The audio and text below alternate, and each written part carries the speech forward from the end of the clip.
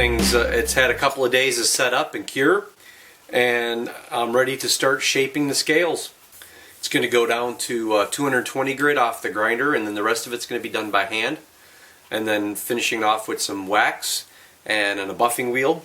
And I still have to, you know, route her out a little bit, or Dremel out a little bit of the notch, but so far everything's looking really good. And I've been really, I guess I don't know if it's nervous or anxieties or something. It's just it's weird with this knife over all the other ones, but I haven't filmed from start to finish too many of my knives. Normally I just work on them and then I just do a reveal. And some of the knives I've worked on, I've done it, I've been a little nervous about. One was Kurt's knife, his kitchen knife. That was a new one for me, so I was pretty nerve-wracked about all that too. So yeah, I guess we'll get at it, but I'm looking forward to this, and hopefully you guys will like the finished product. Let's get going.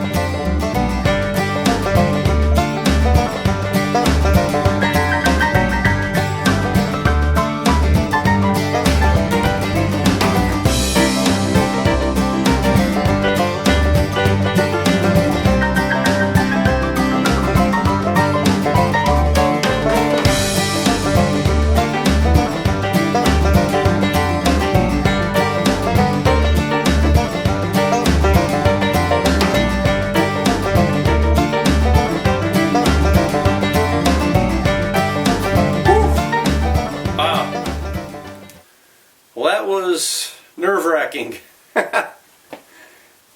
Oh boy, oh boy. Well, got it down. As you saw, I kept dipping it in water, kept getting it wet. The reason behind that was all the brass. The brass absorbs, it gets hot fast. So the brass tang, brass pins, didn't help much. And if you overheat brass, if you overheat the knife in general, but if you overheat the brass will actually heat up in there with the epoxy and actually break adhesion. That's not good. So it's always dipping, especially with the dyed acrylic.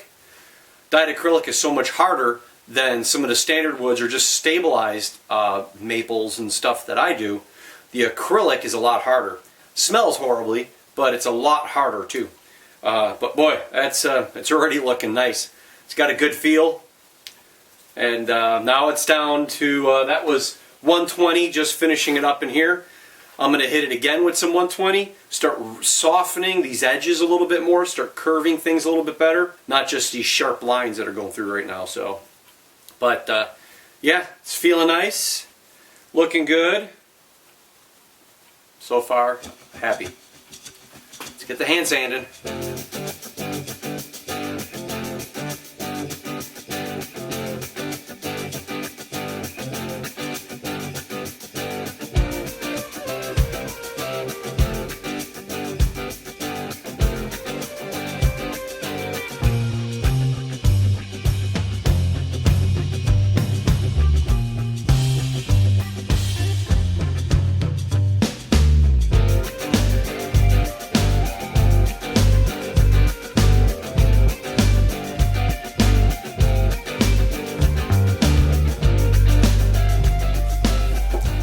Got it down hand sanded to 600 grit, and now I'm going to clean it up a little bit with this acetone. Get all the dust and everything off of it. After we clean it all up, let the acetone dry, and then put the first coat of wax on it. We'll get 2 or 3 coats at least. Clean rag. Oh boy. Okay, so what I'll do is I'll bring you guys in for a close look to see what it looks like right now, and then as I put the wax on. Alright, this is what it's looking like. So far so good. Now let's get a little wax on this.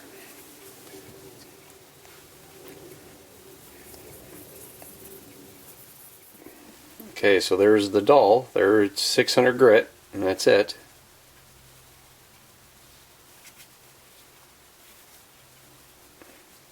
the first coat of wax. It's a little bit lighter there, a little bit duller there. Gets a little bit more vibrant here.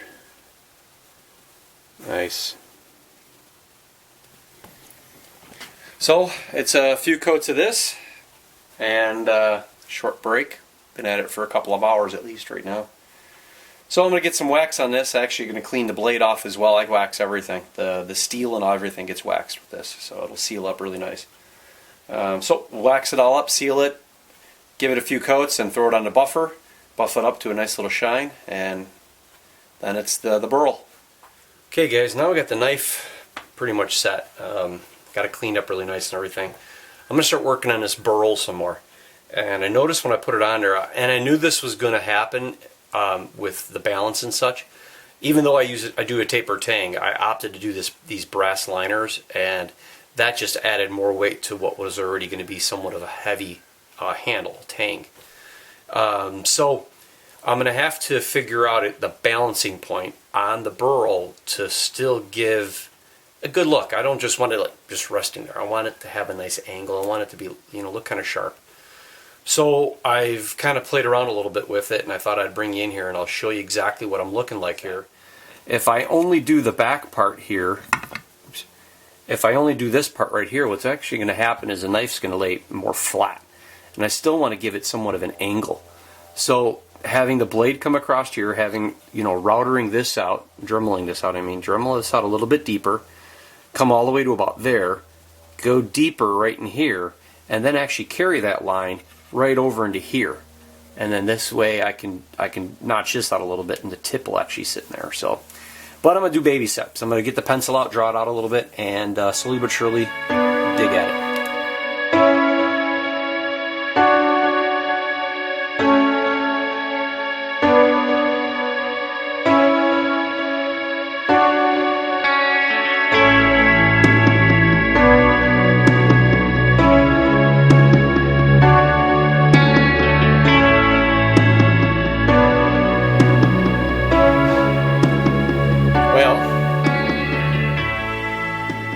I did it.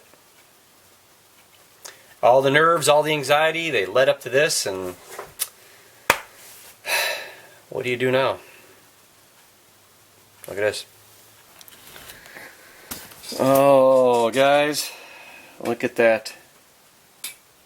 And it's a little dusty yet, but that is awesome.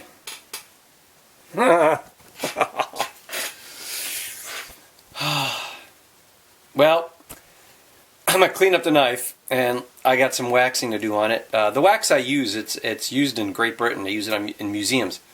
And they put out all the armor, antique stuff. They put on paintings and everything else, and this whole knife will be coated in that. I'm actually on the fence. I said earlier that I was going to put an edge on this thing, a working edge. But I'm on the fence about that just yet, because it is just a display knife. And although there'll be a do not touch policy when we're at the church and everything, and this, I don't need 100 people coming by and grabbing it every 5 minutes and doing everything. But I don't know if I'm going to do a working edge just yet. I have a profile on it, and I have a base edge, but it's not sharp. And I think I'm going to leave it like that for right now, because I'm just concerned about somebody grabbing it when I'm not looking. And but anyhow, normally I would just put an edge on it and call it good, because I knew it was going to an individual. But I don't know who this is going to yet. So that's the first thing. The second thing is I picked up some felt. And I was talking earlier about putting little felt knobs or something on the bottom of this. But I came out with something one step better. And that was this. Blue felt. That blue felt, I'm gonna glue this to the bottom of the burl.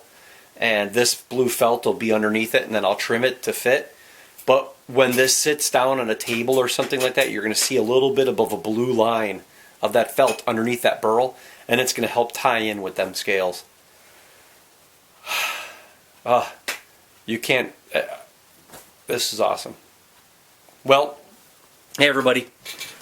I'm going to get going on this. I'm going to finish wrapping this up, and I'm going to just do a little video and get it all presentation, because this is going to be part 4. Got to get it wrapped up so I can sit here and breathe a sigh of relief for the most part and everything, but I still got a few things to do. So I'm going to get this started, get it finished up. I'll bring you guys back when it's done and show you what it looks like. Hi everyone. Well, done. So happy. Oh, it's amazing. You know, it's funny. You'd think you'd be happy, you know, that you sold $1 million contract, or you made. I just got done making like 50 knives in the last month or something like that. But it's nothing like that. It's nowhere near as, I guess, some people would say, "Oh, it's no big deal. You made one knife, so what?" Well, I guess I pressured myself more than anything else, and I just wanted to do a good job on this, and I did everything I could, and it worked out well. I'm very busy, other than the knife. You know, everything else in life kind of pulls you one way or the other. But so happy. So, guys, everyone, I put in pictures in here. I took photos, and I wanted to show everybody really good pictures of what this knife looked like. And to recap, this is a 9-inch bush knife, my normal bush knife style knife with a taper tang. This is acrylic stabilized dyed blue burled maple, and it's being presented in a burl of maple. The pins are 2 1/8-inch pins, and the center decorative pin is a 10mm shield and cross, black and brass. This also has brass liners on it, which I've not had a lot of luck doing in the past. That's why I don't normally do them. But I wanted to make this knife something special, and I've only done one other knife with the brass liners, so I wanted to make this a special knife for the Faith Mission House. The guys and everybody that supports Mission House and what goes on there and what's happening behind the scenes, I'm hoping that this knife raises a lot of money to help those fellas out. Again, jump on faithmissionhouse.org, check out everything they have there, what they do, the cause. Maybe you have somebody that could be benefiting from something like that, whether in this area or in your own area. I'm sure there's a lot of different types of Mission House programs out there. But I was just happy. Thank you, Oliver, for letting me do this. This was great. I'm glad I got to meet you and talk with you. My buddy Dave, who basically got us involved in all this, and my buddy Raleigh, who also knows Dave. It's like a little family circle, but Raleigh's the one that donated the burl, that really big piece I was able to cut this one section off of. So Raleigh, Dave, Oliver, thank you very much. I appreciate it. A big shout out to my wife. I mean, without her support, I wouldn't be able to do this kind of stuff. The videos, the YouTube channel, and make a knife that means a lot to me, and I hope it means a lot to the person that wins it, and I hope it means a lot for Harper Church and Mission House. So again, guys, jump over there, check their stuff out. There's probably only about a couple of weeks left. This is video 4. It's the final. So I am humbled to say thank you to all my subscribers on YouTube, Facebook, MeWe, Instagram. I'm humbled for those family and friends that have been following me since the day I started this little journey and I started making my first knife. And again, a thank you to Raleigh, Dave, and Oliver, and Greg, and Kasha, and everybody else out there supporting me. Lisa, you're another one. We had a good chat. So thanks again, gang. I appreciate it. I'm going to end this with just a little bit more of the knife. And everybody have a good day. Take care. Bye.